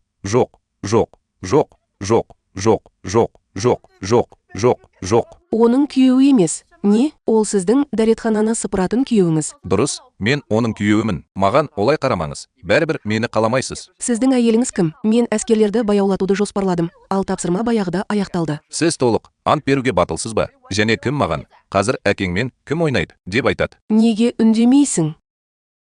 Менің сенімен өткен соңғы түнім. Адамның қарым-қатынасы жоқ. Яғни ол жоқ. Бұл туралы не деуге болады? Мен не істеймін? Егер сіз маған айтуыңыз керек болса, мені не үшін қабылдайсыз? Егер сіз тастағыңыз келетін ойыншықты алғыңыз келсе, сіз ойыншықсыз. Тіпті ойыншық сіз сияқты мен сияқты жақсы емес. Сіз. Егер сіз менің адамымды шынымен қаласаңыз, мен оны сізге бере аламын деп айтасыз. Бірақ мен оны бәрібір жасай алмаймын. Жоқ, мен оған төсекке жатуға көмектескім келеді ме? Сен маған да ұнамайсың. Тек ұйықтағым келеді. Кейде.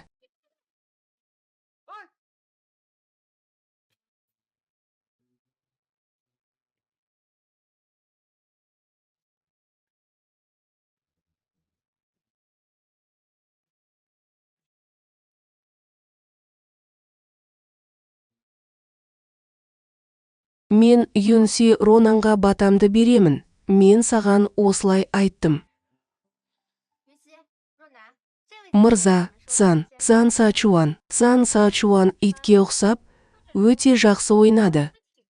Мен оның қай жерде сүйкімді екенін білмеймін. Жарайды, бұл туралы айтпа. Бұл адам өте жақсы. Жарайды, білмейтіндер кінәсіз. Мен адамдардың білмейтіндердің кінәсіз екенін айтқанын бірінші рет естіп тұрмын. Сіз дұрыс түсінбедіңіз. Екеуіңді айтып отырмын. Не айтып тұрсыңдар? Ей, айтыңызшы, біздің Шерманның сізге қанша бергенін қалайсыз? Мен ақша сұрамаймын, және ақшамда жетпейді. Сіз айтасыз, ақшаңыз жетпейді дейсіз. Сізден сұрайын, сіздің айлық жалақыңыз қанша? Мен.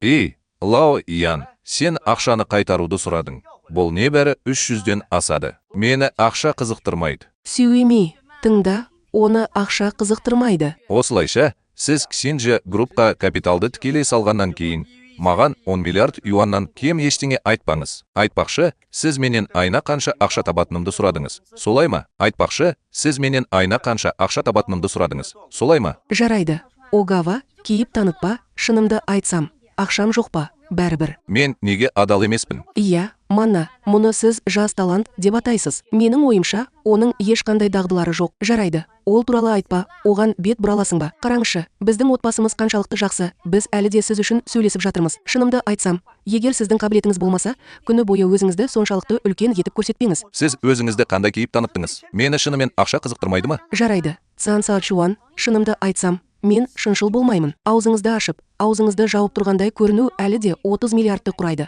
Ал 100 миллиардтан азы әлі де аз ақша. Ақшаның қаншалықты жоғары жасырылғанын білесіз бе? Шындығында мен оған жала жапқым келмейді. Оның не айтқанын қарашы. Егер сіз оның драмаға тым терең еніп, тым көп өтірік айтып жатқанын айтқым келсе, ол тіпті 300 үлкен нәрсеге сене алмайды ма? Сонымен қатар, менің сүйуге қатысы бар. Сен сүйесің бе? Менің саған айтқанымды тыңда, бірақ менің ең жақсы досым. Мен оны қорлауға жол бермеймін. Кешіріңіз, мен телефонға жауап беремін. Не? 4 ұлы Чибол мені көргісі келеді. Бірақ оларды көруге уақытым жоқ. Неге үлкен төрттіктің Чиболдары мені көрмейді? Білмеймін. Өте ұқсас көрінеді. Оның айтқанын тыңдаңыз. 4 ұлы Чибол оны көргісі келеді. Бірақ ол 4 ұлы Чибол оны жеке көруге келеді деп айтпайды. Солай ма? Егер 4 ұлы Чибол мені шынымен көргісі келсе, олар маған жеке келсін. Әй, қандай үлкен сөре. Үлкен төрттік Чиболдары сізді көргісі келеді, және олар есікке жеке келмеді. Сондықтан кеттік. Біз сияқты кішкентай балық пен ашаяндарды онымен қалай жеуге болады? Жарайды, мен саған менсінбей қарамаймын. Сіз қалжыңдауды тоқтата аласыз ба? Мен қалжыңдамаймын. Ей, өзенге барма. Огава, мен саған досымды мейірімділікпен таныстырамын. Мені қатты ренжітті. Бүгін кешке мен бір мүйізді банкет, Джунконың өзін арнау үшін банкет өткізіп, қатысуға және танысуға мүмкіндік беремін. Енді мені жіберме. Ей, мен әлі сөйлесуді аяқтаған жоқпын.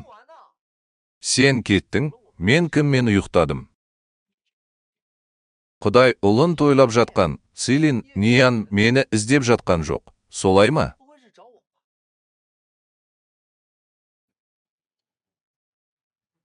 Алты сағаттан аз уақыт өтті. Әпке, солай ма? Бұл осындай адам. Сіз одан аулақ болуыңыз керек. Мен оның сізге не ұнайтынын шынымен түсінбеймін бе? Ксинджи Групп акциялары шынымен неге өсті? Сіз айтқан әпке бәрі сыналатын адамдар. Мен оны көруге асықтым. Оны іздеуге біреу жіберілді, бірақ оның ондай маңызды адамы жоқ. Сізде тіпті байланыс ақпараты да жоқ. Менің ойымша, ол сынақтан өте алмайды. Жарайды. Қазір бұл туралы айтудың не қажеті бар? Сіз мені іздеп, достарыңыздан көмек сұрай бересіз.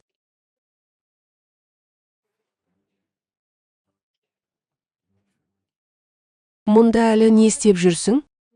Менен кешірім сұра.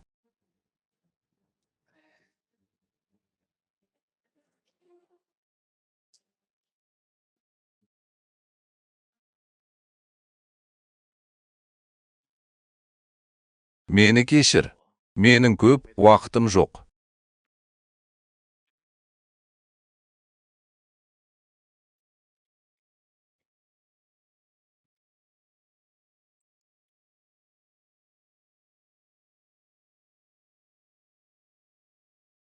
Ақыры көріндіңіз. Сіз мені күтесіз, содан кейін президентіңізді шақырасыз.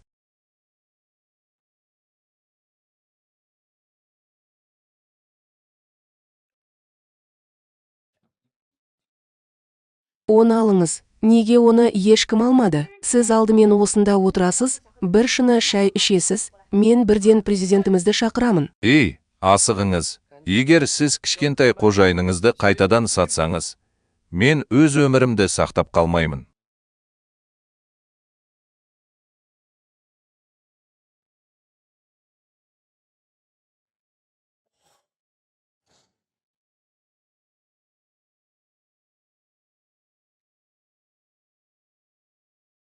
Неге әлі келмеске?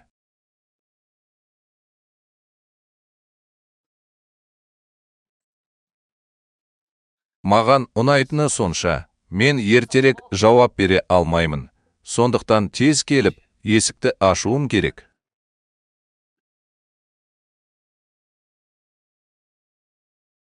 Бұл туралы не деуге болады? Жарайды ма?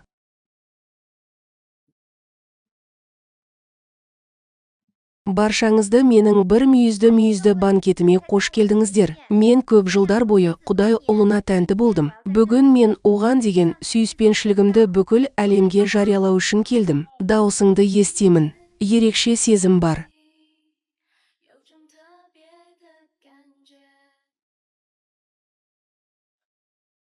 егер олар менің жалғыз мүйізді Құдайдың ұлы екендігіме сенбесе ше? Төрағамен бірге сіз бірден Хуанлун виллаға келесіз. Мен әлемге менің жеке басымның бар екенін жариялағым келеді.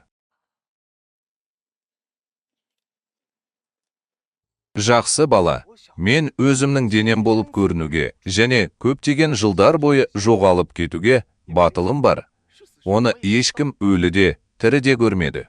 Ол өзін көрсете алатынын білмеймін, бірақ мен естеліктерге толы болғым келеді.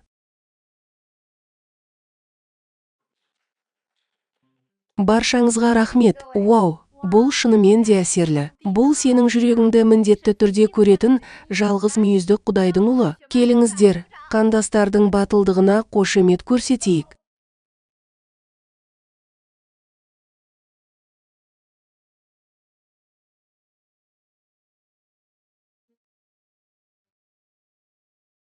Бұл құдайлардың 7 ұлы болды, ал құдайлардың ұлдары шынымен пайда болды. Шен Сюэ, солай ма? Сенің маған көп жылдар бойы тәнті болғаныңды естідім. Иә, Құдай ұлы, мен сенің кумиріңмін. Жоқ, мен де қате айтқаныма қуаныштымын. Шензи, сен менің кумирімсің. Қан желісі көптеген жылдар бойы сақталып, ақыры Шен Цыға қашып кетті. Бірақ бұл дыбыс неге соншалықты таныс? Сенің шын жүрегің мені елжіретеді. Мен бүгін сені орындау үшін келдім. Мені аяқтайтын нәрсе рас па? Әрине, мен сізден сұраймын. Сіз әйел болғыңыз келе ме? Сіз әйел болғыңыз келе ме? Тамаша, қар диффузиясы көптеген жылдар бойы сақталады. Ақырында олар қалаған нәрсеге қол жеткізді. Сіз не күтіп тұрсыз, қар? Оған тез уәде бер. Егер сен маған уәде бермесең, мен келісуім керек. Мен сені дұрыс естідім бе? Бұл арман емес пе? Әрине, сен мені істеп жатқан жоқсың. Кирин әлемде теңдесі жоқ жек шебері баланы дүниеге әкеледі. Сіз маған тұрмысқа шығуға дайын болсаңыз, мен сізді ең бақытты әйел етуге уәде беремін. Оған уәде бер. Оған уәде бер. Оған уәде бер. Мен істеймін.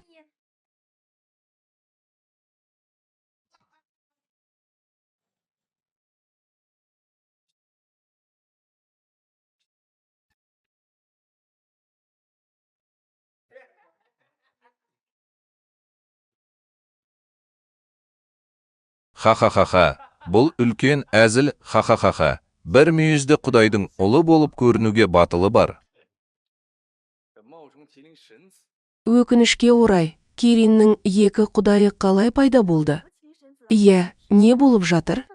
Маған түсінікті болуға рұқсат етіңіз. Бұл не жалған? Айтайын дегенім, бүгінде бір нәрсе тым оғаш. Кім жоқ деді? Бір мүйізді Құдай оқиға орнына тек жеке өзі бара алады. Бұл өте шектен шыққан. Фен Сюэманның көпшілік алдында оның әйелі болуына жол беру шектен шыққан. Үйге келгенде менің жалған екенімді қайдан білесің? Сіз әлі де өзіңізден кім екеніңізді сұрайсыз ба? Түсінбейсің бе? Мен саған айтамын. Сен басқаларды алдай аласың, бірақ мені алдай алмайсың. Сен кімсің? Мен Цзилин Құдайының ұлымын, және мен өзімнің шын екенімді айтуға батылым бар. Цзилин Шенсидің теологиясы баяу теология. Тіпті дәретхана тазалағыштың кім екенін де айта алмайсың. Құдай ұлы сенің көңіліңнен шықты. Не болды? Дәретхананы жуу керек пе?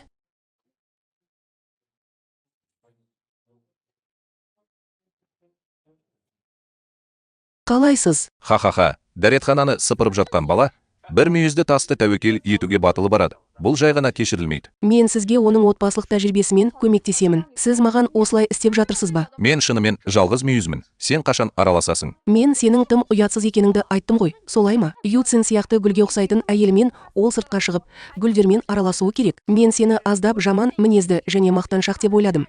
Бірақ сен ақымақ боласың деп ойламадым. Сіз менің фар туралы түсіндіргенімді тыңдайсыз. Өзін жалғыз мүйізді Құдайдың ұлымын деп көрсету өлімге әкелетін қылмыс. Қан алу үшін тіпті мұндай өтірік айтуға болады. Бұл жай ғана сперматозоидтар. Мен нағыз жалғыз мүйізмін. Ол жалған. Мен жалғанмын деп айт. Сен жалғансың ба? Жүрегіңде санамайсың ба? Менің ойымша, сіздің жеке басыңыз ашылды. Ол мені жала жапты. Бұл Құдай ұлының бұйрығы, және бұл жалғыз мүйізді Құдай ұлының айрықша белгісі. Бұл менің жеке басымды дәлелдеу үшін жеткіліксіз бе? Бұл шын мәнінде Құдайдың жалғыз мүйізді ұлы. Ол жалған. Үндеме, сенің ойыңша, бәрі сенің жексұрын және ұятсыз әдістеріңе ұқсайды ма? Хрустал бақа фильміндегі жігіт Құдай ұлының қадір қасиетіне тыңшылық жасау үшін сандырақ. Мен саған бір мүйізді Құдай ұлының қазір қаншалықты жақсы екенін көрсетемін. Солай ма? Бүгін мен сенің қандай жақсы екеніңді көргім келеді. Бұл шынымен де қыңыр, өкінбейтін және әлі де қатал. Адамдар қазірдің өзінде осында жүргендей кейіп танытқын келе ме? Сіз бір мүйізді Құдайдың ұлымын, бір мүйізді Құдайдың ұлымын деп айтқандықтан, жекпе-жек өнерінде теңдесі жоқ, және әлемде теңдесі жоқ.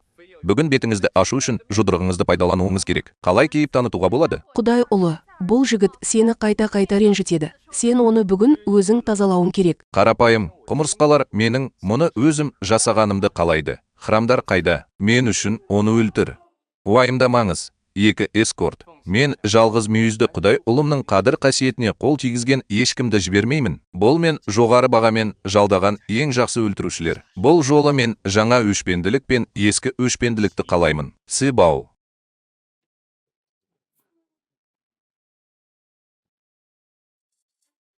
Секіретін сайқымазақтар тобы да қулық ойнауға батылы барды.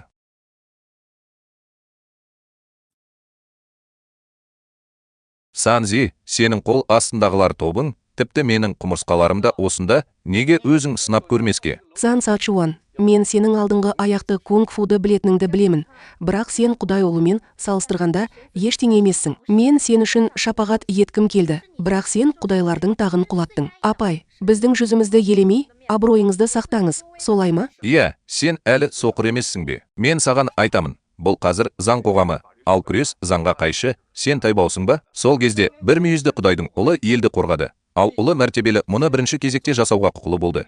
Есеп беру үшін заңның шарттарына бағынудың қажеті жоқ. Оны қазір өлтіруге болады. Бұл тым тәкаппар. Енді оны бұлай еркелете алмайсың. Оны өлтірмеу саған жетпейді. Бақытымызға орай, мен оны сыртта сұрадым.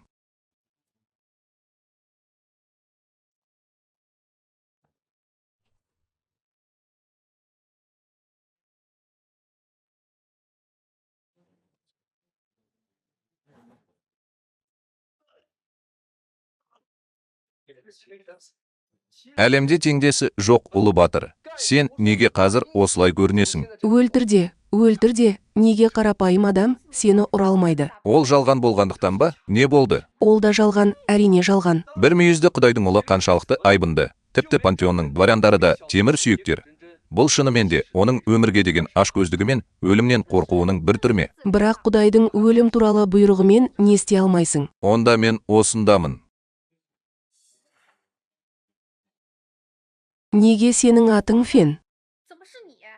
Фен фамилиясы екеумізге қалай келді? Егер сіз оны бір-бірлеп жыртып тастасаңыз, сіз өзіңізді Құдайдай етіп көрсете аласыз. Неге мен ұрыспаймын? Қыңырлықты өлтірдім деп кім айтпайды?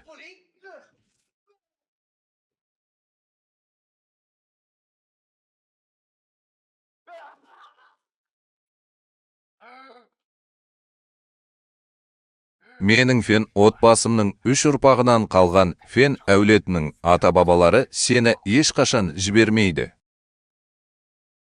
Фен әулетінің қанын сындыру үшін Фен әулетінің ата-бабалары дұрыс айтады. Менің Ханг әулетінің ата-бабалары өлмейтіндерді өсіреді, және олардың күші жағынан салыстыруға болады. Егер ол сенің маған үйдегі қанымды төлеуге рұқсат бергеніңді білсе, оған қатысы жоқ. Әлсіздерге менің бір мүйізді денеммен қатар қалай көмектесерімді білмейсің. Бір мүйізді денем болып көріну керек болғанда, мен бірден боқ жеймін. Цан Сачуан, сен қашан ұрасың? Сізде бокс шеберлігі аз. Сіз шынымен өзіңізді Құдайдың ұлымын деп ойлайсыз ба? Иә, сіз оның контрафактілік тауарларының жалған емес екенін жоққа шығардыңыз. Бірақ сіз өзіңізді жасырмайсыз ба? Неге сенбейсің? Мен саған неге сенуім керек? Мақтануға сенесіз бе? Әлде мәжбүрлейтін кейіп танытуға сенесіз бе? Сіз әлі де мақтанасыз ба? Басқа дене дәретхананы қалай тазалай алады? Мен мұны әлі жасай алмаймын. Сондықтан мен сізге дәлелдеймін. Сіз ай арқанына жеткенде, біз жақын арада сонда боламыз. Арқанды жылдамдатуға бұйрық беріледі. Мен, Огава, сен әлі де кейіп танытып жүрсің. Неге осы ол сияқты қателіктеріңді мойындай алмайсың? Мен де білгім келеді. Ол маған не болғанын білді ме? Қате анықтаңыз және ұрып соғыңыз. Ең жақсы 4 қамқоршы бар.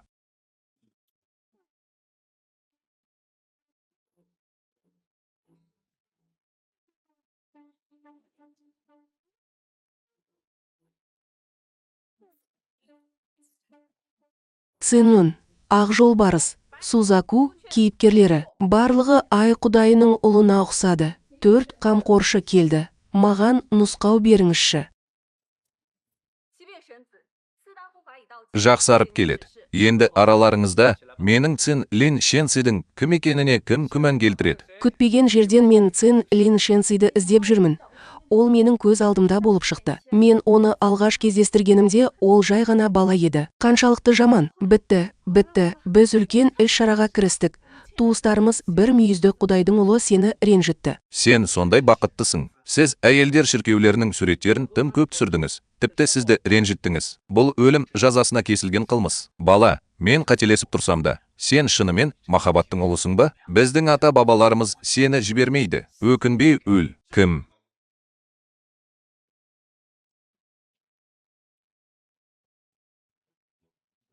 Еденнің әр дүйімінде Линг Бо маған әр қадам сайын қоңырау шалды.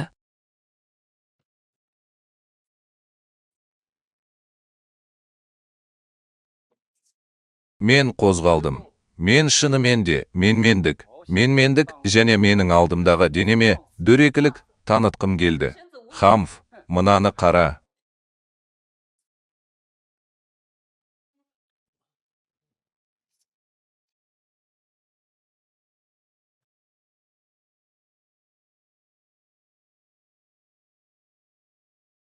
Құмырсқалар тобы бақылаудан шығып кетті. Апай, біз сіз үшін ұяламыз. Ауа райы қызықты. Балалар, сендер шегініп жатырсыңдар. Сендер бір мүйізді құдайдың ұлысыңдар, деді ол. Әлем, сенің жекпе-жек өнерінде теңдесі жоқ. Әлемде теңдесі жоқ екеніңді айтады. Бүгін қария кеңес сұрап, ақша аударғысы келеді.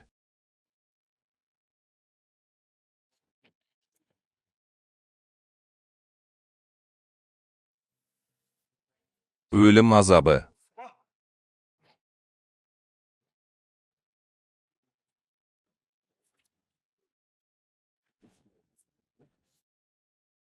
Мен Құдай ұлының құдіретті екенін айттым. Егер мен Құдайдың ұлы болсам, онда сен боқ жейсің деп айтпадың ба? Біреу маған Хуан фамилиясы туралы хабарды әкеліп, айтпауымды өтінді. Сәлем.